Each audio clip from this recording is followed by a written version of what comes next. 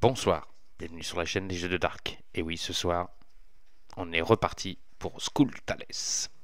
Ou Skulltales, j'arrive pas à le prononcer en anglais, je suis désolé. Mais on est reparti ce soir pour ce jeu. Et on va faire la phase de port. Pourquoi la phase de port est-elle importante dans le jeu? Eh bien, parce que on va pouvoir se stoffer pour le prochain scénario. Acheter des équipements, peut-être améliorer notre bateau parce qu'on aura une traversée après à faire. Et bien sûr, comme je viens de le dire, le plus important, se stoffer.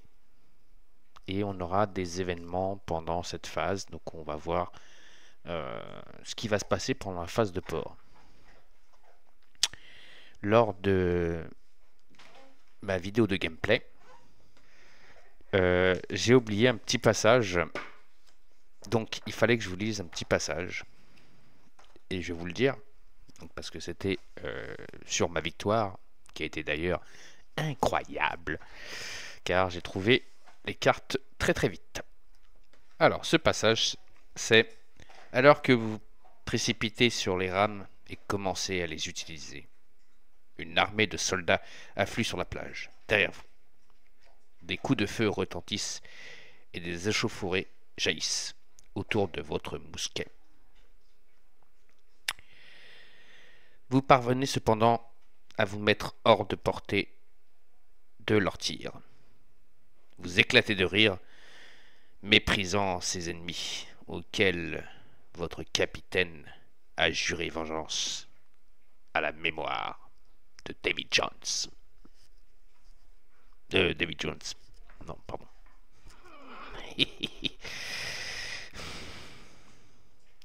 C'est rien.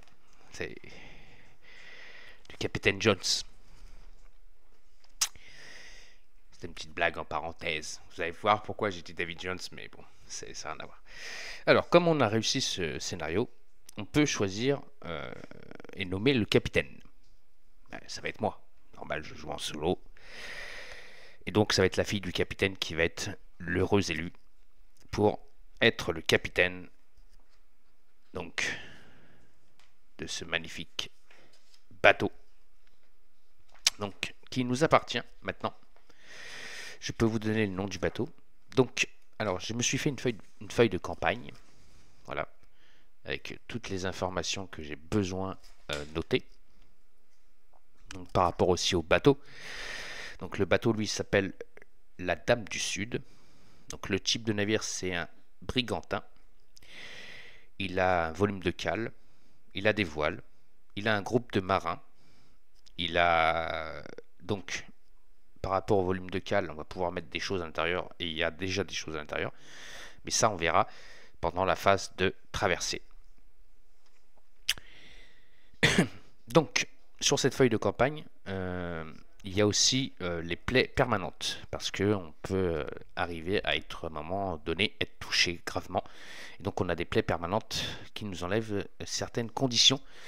Alors si on est touché à l'œil gauche ou l'œil droit, on a moins 1 de perception. Si on est touché à la main gauche ou la main droite, on a moins 1 de force. Et si on est touché à la jambe gauche ou la jambe droite, on a moins 1 d'agilité. On a aussi notre état, on va dire pépette, donc l'or. Pour l'instant, on est à 51 de pièces d'or. On aura un salaire qu'on va toucher, ça on verra pendant la phase de port justement. On a donc toujours notre arme de corps, donc on a 2 dés et on fait 2 dégâts. Notre arme à distance, elle nous porte 3 dés. Et sur une portée de 3, elle fait 2 dégâts. En force, on est à 2. Agilité 3. Intelligence 4. Et perception 3. Les points de vie, on a 4 points de vie. On a 7 points d'action.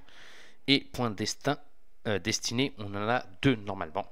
Mais je vous rappelle que lors de mon dernier scénario, j'avais utilisé ces 2 points de destin. Donc les points de destin sont des petites bouteilles comme ça. Hop.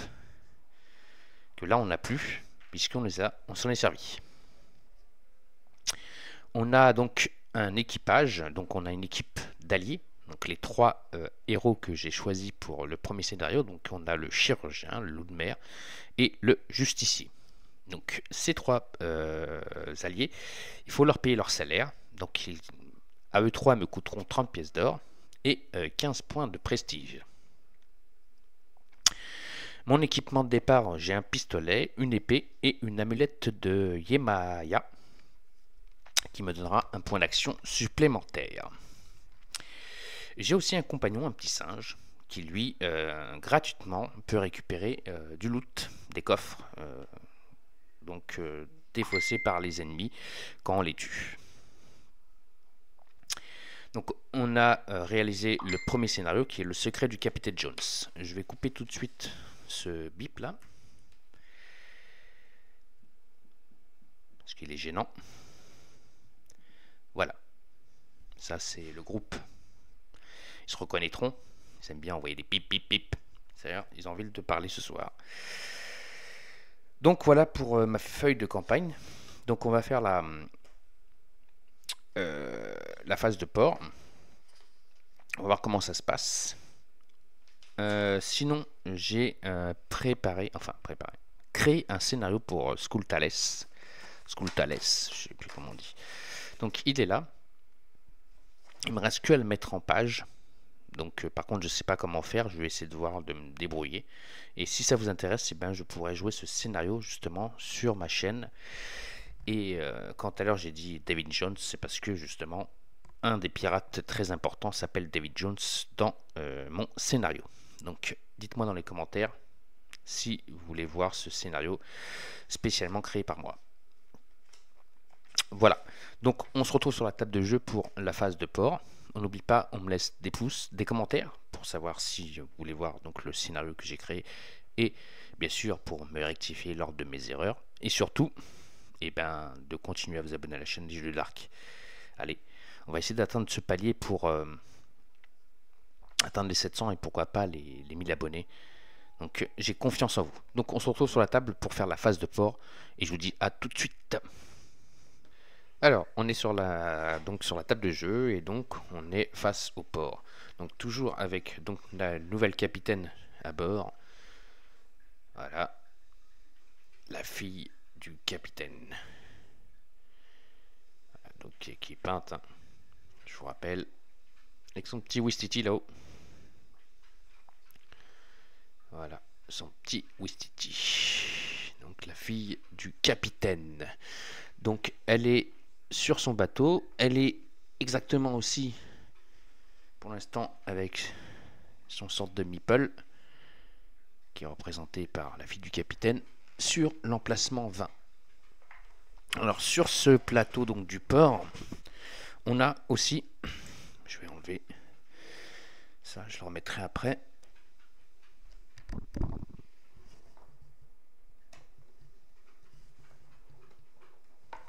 Hop. Donc des sortes de points de temps, on les voit ici là, voilà en bleu. C'est donc le temps qu'on va utiliser pour faire nos déplacements. Donc quand la fille du capitaine se déplacera, elle utilisera un temps. Hop, donc par exemple si elle vient du bateau jusqu'à cet emplacement là, elle utilisera un temps et donc on dépensera un temps.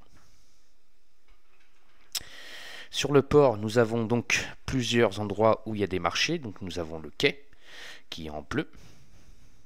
Nous avons en orange la taverne, en vert la place du marché, en violet la chapelle et en rouge la boudoir.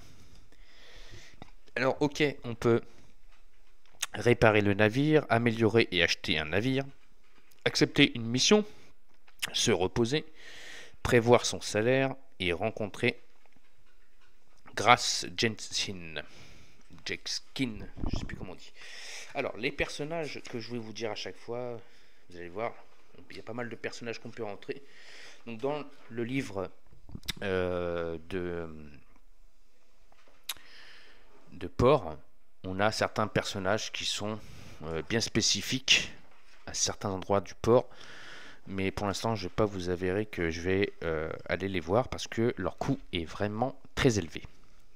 Donc ça c'est pour le quai. Pour la boudoir en rose là-haut, en rouge plutôt, on peut donc écouter les rumeurs, profiter de soins de luxe, rencontrer Francisco Carranza, jouer aux cartes ou contracter un prêt. Pour le orange, donc la taverne, on peut écouter les rumeurs, recruter un allié, recruter un groupe de marins, qui est très intéressant pour la traversée, rencontrer Gary Jensen, raconter des histoires et s'adonner à des jeux de hasard. En vert, qui est la place du marché, on peut se ravitailler. Donc quand on se ravitaille, on prend du rhum au marché. Vous allez voir, il y a certaines cartes que vous pouvez constater qui sont mises sur le côté. Et donc c'est ces cartes-là qu'on va pouvoir acheter parce qu'on ne peut pas les avoir dans un emplacement bien précis. Je vais vous expliquer pourquoi il y a des cartes qui sont mises là. On peut acheter une prothèse. Alors grâce à cette prothèse, eh bien, on peut éviter et annuler les effets de blessures permanentes. On peut acheter de l'équipement.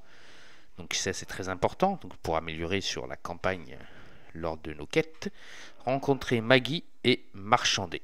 Donc pour marchander, on va acheter une carte du paquet marchand ou vendre de l'équipement qu'on a déjà. Et enfin, pour la chapelle, on peut faire la charité, expier ses péchés, rencontrer Jérôme Feuillet et rencontrer Marie Lavaux.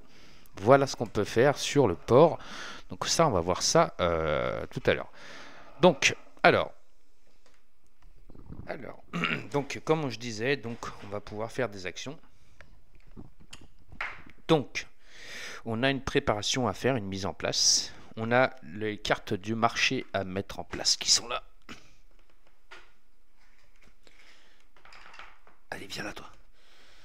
Voilà, donc on a normalement 8 cartes et 4 cartes qu'on doit mettre de côté pour le capitaine. Mais comme je joue en solo, je vais les mélanger avec. Donc comme ça, on a tout le marché qui est là présent.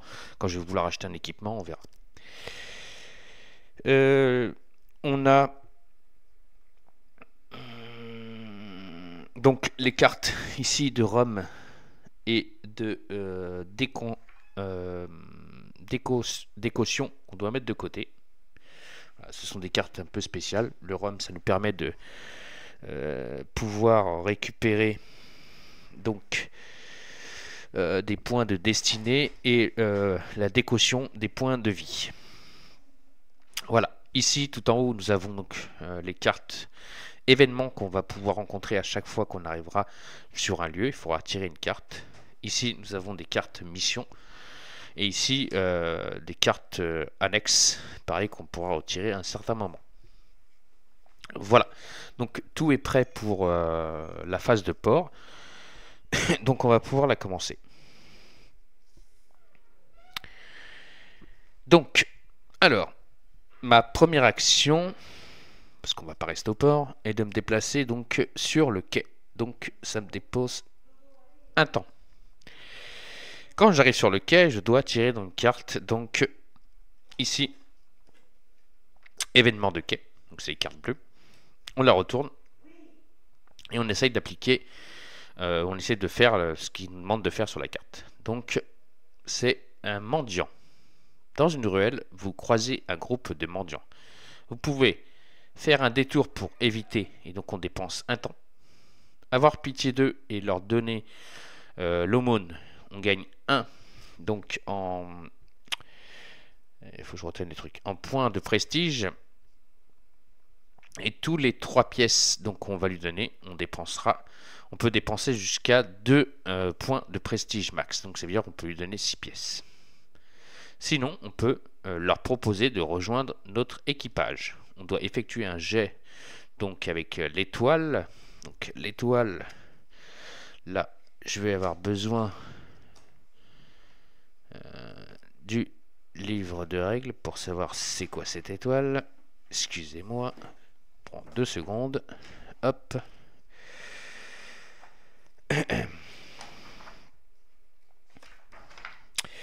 Alors, l'étoile, c'est Donc,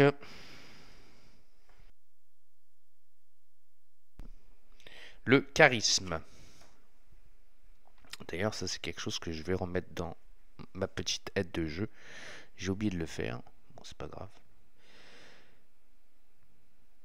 Ça prend 2 secondes pour le faire. Hop. Donc ça c'est ça. Et c'est un... voilà, un rond. Donc ça c'est le charisme.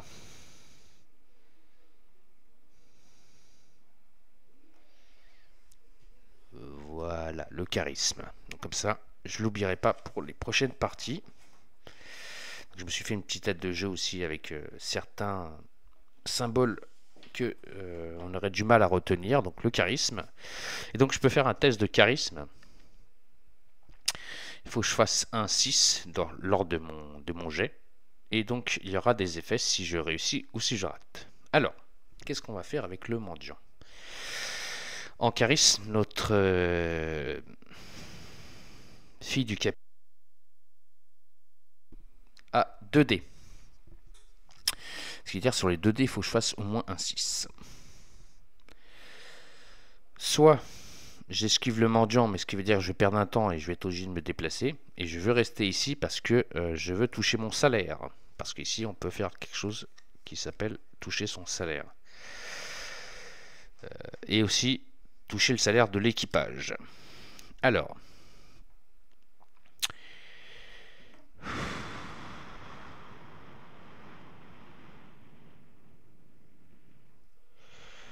Bon, allez. On va essayer de les embaucher. Allez, on va lancer 2 dés. On verra si on réussit ou pas. Donc on lance 2 dés. Je vais essayer d'embaucher les mendiants. Donc je vais essayer de les embaucher. Donc je lance 2 dés. Hein, j'ai 2 dés. Il faut que je fasse au moins un 6. Ah, c'est raté. J'ai fait un 5 et un 3. J'ai pas de relance. Donc je rate mon jet. Et donc on me dit que c'est un échec. Hein. Vous avez l'impression de parler dans le vide et réaliser qu'ils ne comprennent, qui complaisent dans leur situation, qui sont contents d'être des mendiants. Donc on doit perdre 2 temps. Donc on perd 2 temps. 1 et 2. Voilà, donc vous voyez, ça c'est une carte mission accomplie, terminée, on n'en parle plus. Hop, on va la mettre là. Comme quoi elle était effectuée. Donc maintenant qu'on est ici, on peut effectuer nos actions. Donc sur le quai. La première action, c'est qu'on va toucher notre salaire. Donc on va toucher 50 pièces d'or.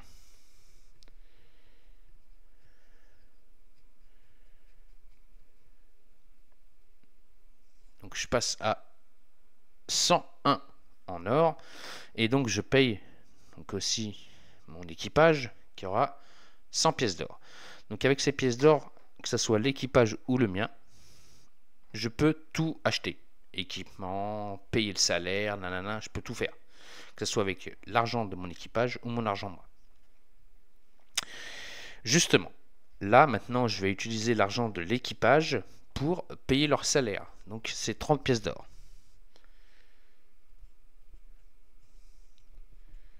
Passe à 70. Donc j'ai payé les alliés, les 3 alliés là. En plus d'avoir payé les 3 alliés, il faut que je paye leurs 15 de...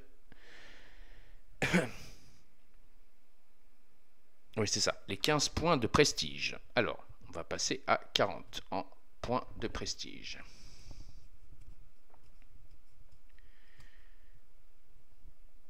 Voilà. Comme ça, là, nos alliés sont payés et lors du prochain scénario, on les aura. Donc ça, c'est quelque chose qu'on peut faire. Enfin, qu'on a fait. Alors, maintenant, moi, j'aimerais bien aller à la chapelle pour essayer de récupérer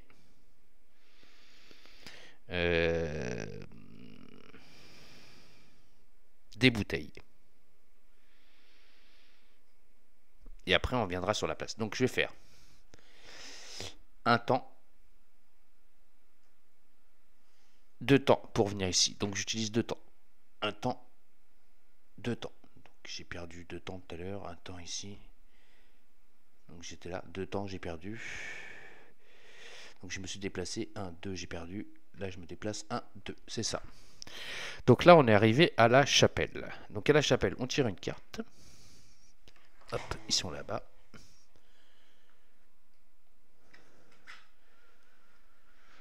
On y va. Alors on nous dit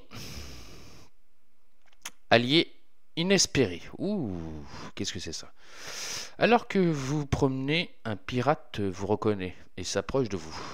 Il a entendu parler de votre équipage et souhaiterait partir à l'aventure avec vous. Prenez une fiche alliée au hasard parmi celles encore disponibles. Si le nombre maximum de personnages en jeu n'a pas été atteint, vous pouvez l'engager en payant son coût en prestige pour le reste de la campagne. Il perçoit normalement son salaire en revenant au port.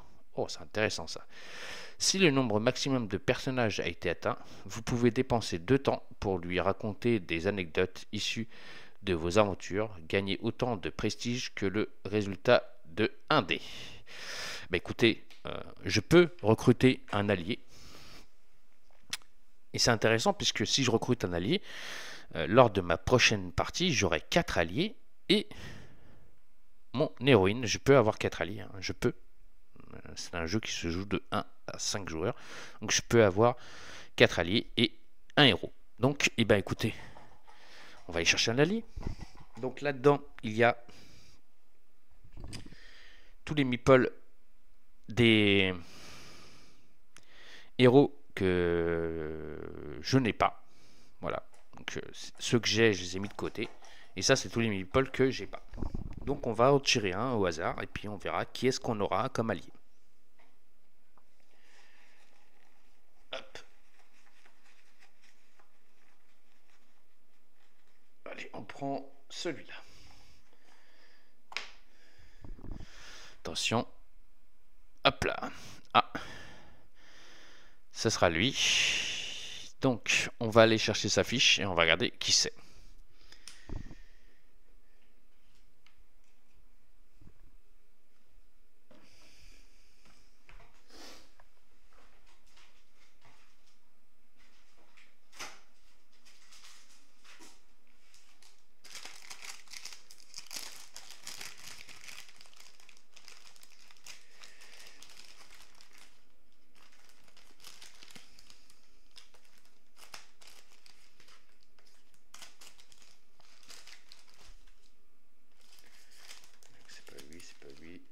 C'est lui.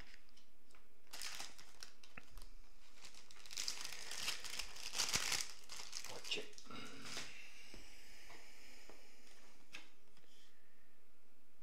C'est le Vigie. Voilà, donc il a 4 points de vie, 5 en déplacement. Il coûte 3, donc lui en... Comment ça s'appelle? En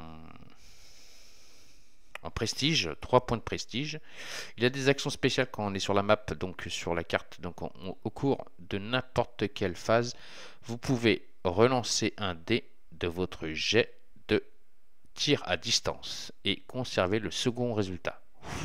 C'est puissant ça. Ensuite, il a le mot guetteur. Ajoutez un dé à tout jet effectué depuis le nid de Pi. Vous pouvez également avancer ou reculer un ennemi marin d'une case et révéler les marqueurs objectifs situés une case plus loin. Wow, il est intéressant lui. Wow, il est intéressant. Ouais, très intéressant. Donc en corps à corps, il a 2 dés et il fait 1 dégât. À distance, il lance 2 dés, il tire à 5 de distance et il fait 2 dégâts. Il a 3 de force, 3 donc d'agilité. Il a 2 d'intelligence et donc 4 de perception. Très intelligent le Vigie. Donc il faut que je le paye 3 de prestige pour l'obtenir. Et ben je vais le payer. Donc ses armes de départ, elles sont ici. Il a donc un mousquet et 3 pistolets et une dague. Oh, lui il est bien équipé lui. Le Vigie. Donc on l'équipera tout à l'heure, et donc là je vais le payer 3 prestiges pour l'acquérir. Donc je vais passer à 37.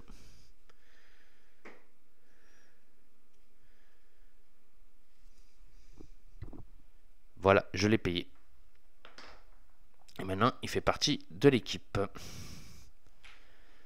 Hop, c'est fait, chose faite.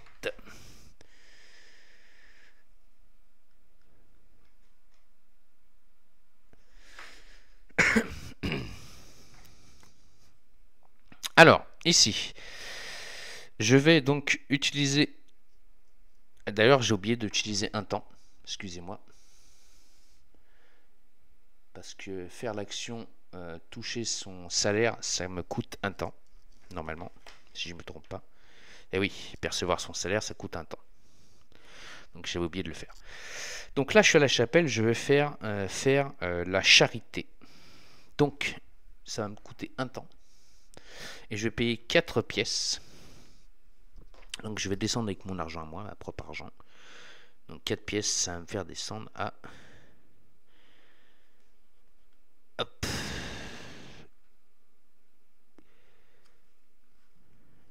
Une, 2, 3, 4. 97 pièces d'or.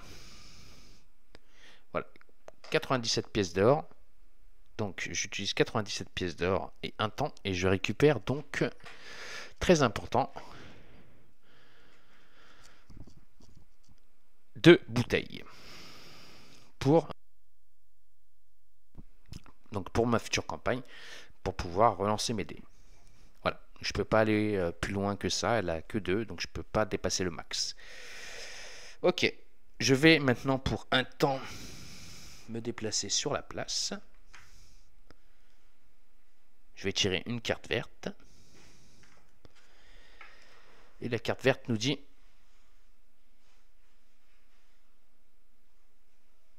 nouveau dieu, un certain Allegro Rasputin, juché sur un tas de caisses, prêche une étrange version de la vie après la mort. Son discours alambique n'est pas sans attrait pour ceux qui l'écoutent et leur a rassemblé une petite foule.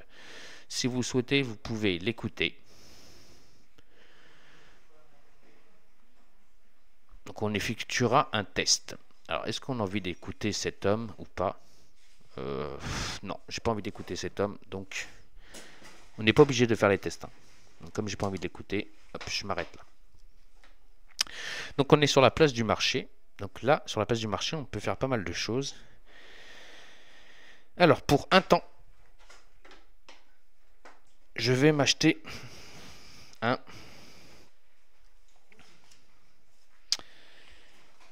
une prothèse. Donc je vais m'acheter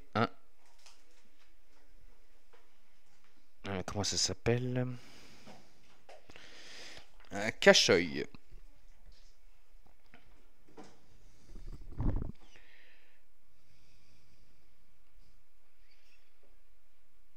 Hop, je l'ai marqué. Donc un cache-œil, ça me permettra donc d'éviter des blessures permanentes. Donc ça me coûte 10. Ça, je vais les retirer sur l'équipage.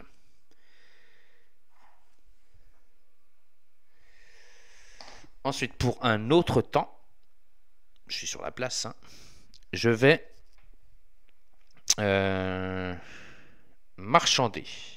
Donc je vais acheter une carte du paquet marchand ou vendre l'équipement, condition payer le coût en or ou vendre pour la moitié de leur valeur. Donc moi j'ai rien à vendre, donc je vais aller au marché et je vais regarder ce qu'il vend le marchand et pourquoi pas acheter une de ces cartes. On a un baudrier. Donc ça permet la limite de cartes de votre équipement est augmentée de 3. Pas mal. C'est-à-dire je pourrais avoir 3 emplacements en plus. Après, on a... Alors...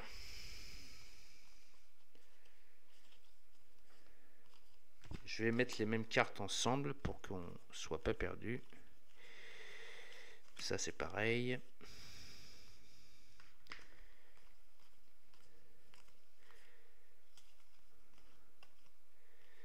Ça c'est pareil. Ça c'est pareil. Et après ça on en a qu'un, ça on en a qu'un. Ça on en a qu'un.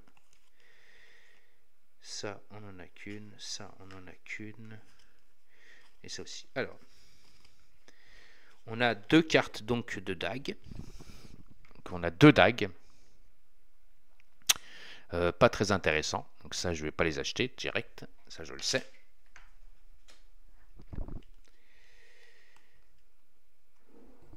On a des haches qui peuvent attaquer au corps à corps, mais qui peuvent se lancer aussi à distance.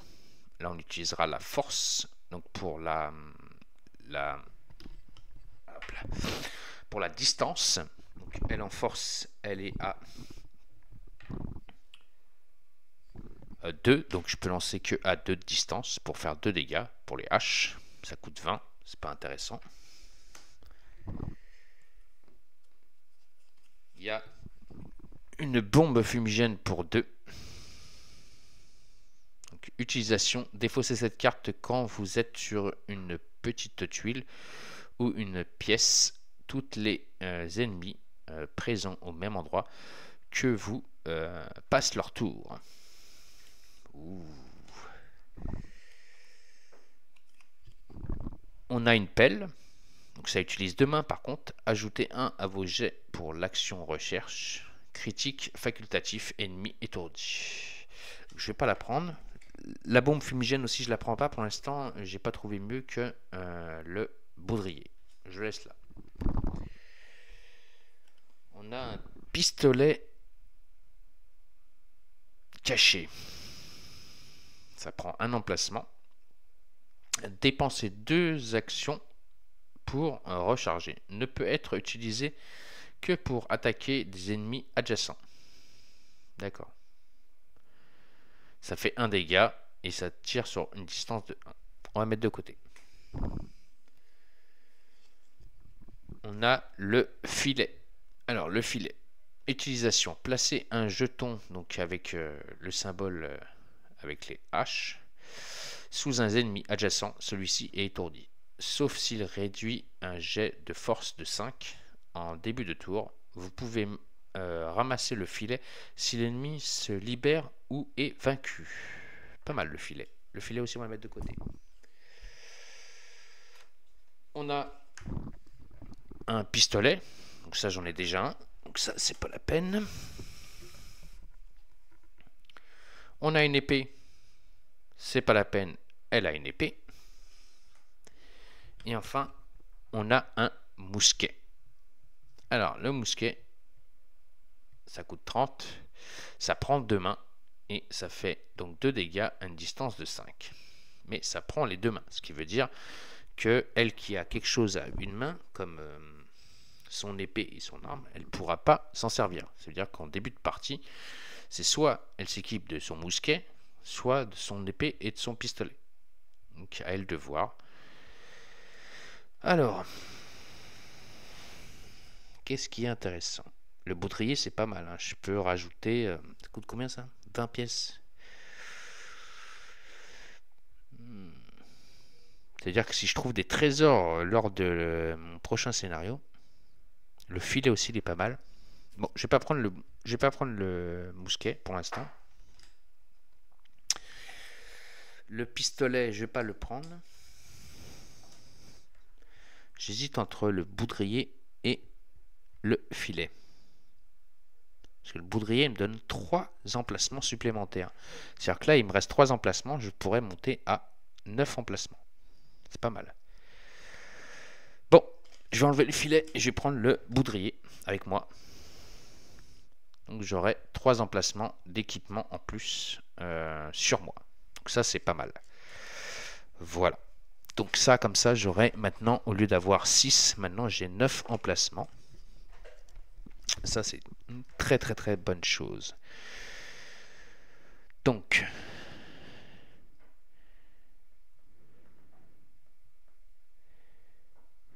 alors,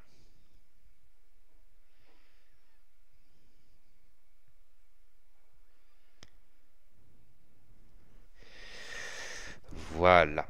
Alors c'est quelque chose, je pense qu'on va garder définitivement. Je vais pouvoir le marquer sur la feuille de campagne, le baudrier en 4e position. Voilà, donc là il me reste 5 emplacements pour pouvoir mettre des équipements. C'est pas mal. Ok, donc au port on a fait ça, on a fait des achats, enfin au marché.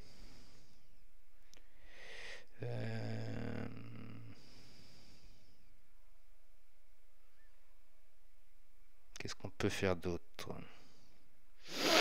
Je pense que ça suffit. Alors, on va faire un déplacement pour aller ici en orange, donc on peut le faire, hein. Donc ça nous coûte un temps. On arrive ici, donc on tire une carte orange. On y va. Gueule de bois. Vous tombez par hasard sur de vieilles connaissances et décidez de fêter ces euros. Ah oui, attendez, oula. Oui, j'ai pas payé encore le truc, ça me coûte 20. Ah oui. Voilà, je descends à 77 pièces. Et oui, il faut que je le paye quand même parce que je me l'équipe, mais je crois pas que c'est gratuit quand même. Ok. Alors, on y va. Alors, gueule de bois. Vous tombez par hasard sur de vieilles connaissances et décidez de fêter ces heureux retrouvailles en vous remémorant cette soirée incroyable à Portobello. La fête se poursuit jusqu'à ce que vous sombriez sous l'effet de l'alcool. Vous vous réveillez le lendemain sans le moindre souvenir de la veille. Perdez 5 temps. Oh là là. En essayant de recouvrer votre esprit. Dépensez 7 pièces pour régler la note de la soirée. Et piochez une carte équipement du paquet marché noir sans savoir comment vous l'avez obtenu. Oh. Alors je perds 7 temps quand même. 5 temps. Donc je perds 5 temps. 1, 2, 3, 4, 5. Je paye 7. Donc, on va descendre à 70 pièces. Mais un truc important les gars, et qui est très très très intéressant.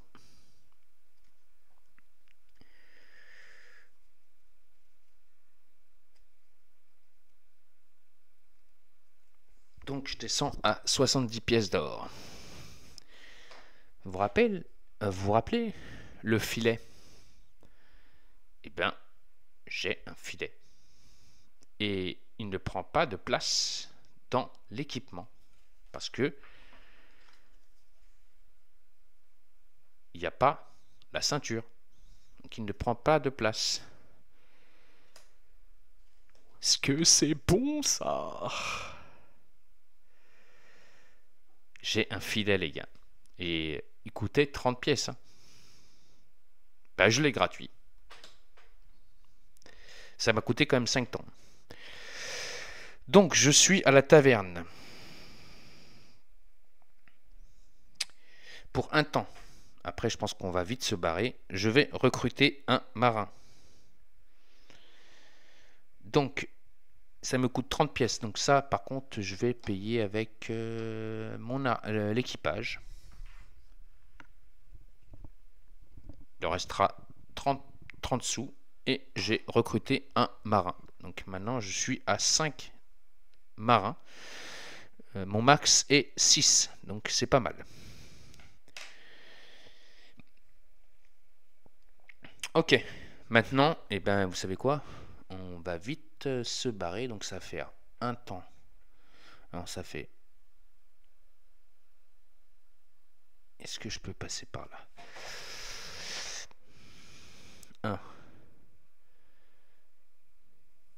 2, 3 temps. Ouais, c'est ça. Donc je fais un temps, 2 temps, 3 temps, je retourne au bateau. 1 temps, 2 temps, 3 temps, je retourne au bateau. On a eu chaud. Très très chaud. Bon, bah, j'ai pas eu assez d'argent pour pouvoir acheter des petites potions là-haut, là, qui étaient intéressantes. Bah, vous avez vu une phase de port. Hein. Vous avez vu comment c'est intéressant. On a pu équiper notre fille du capitaine donc avec un baudrier. et un filet maintenant.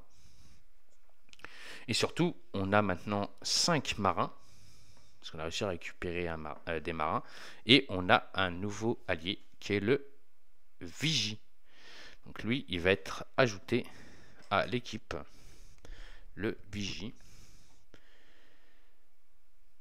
Donc on va le mettre en 0.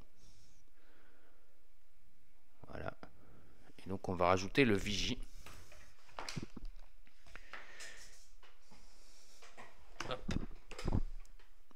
Je vous montrerai vite fait ma fiche de campagne après. Donc on a le Vigie.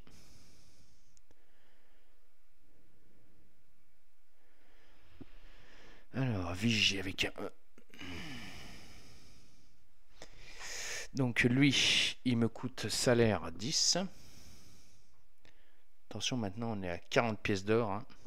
Mais bon, après je touche mon salaire. Ça pose pas de souci. Il coûte 3 en... Voilà. Donc 3 en points de prestige.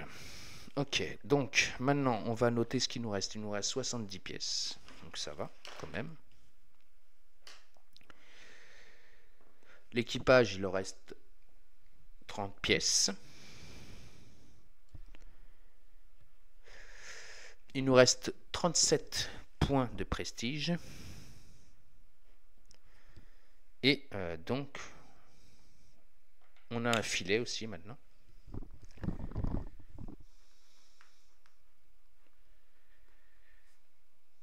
Ça, c'est équipement qui prend pas de la place.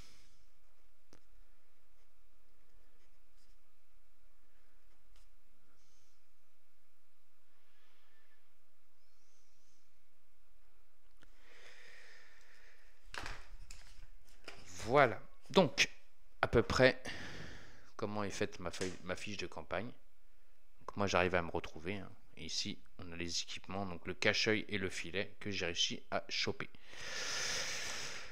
Voilà, vous venez de voir une phase de port.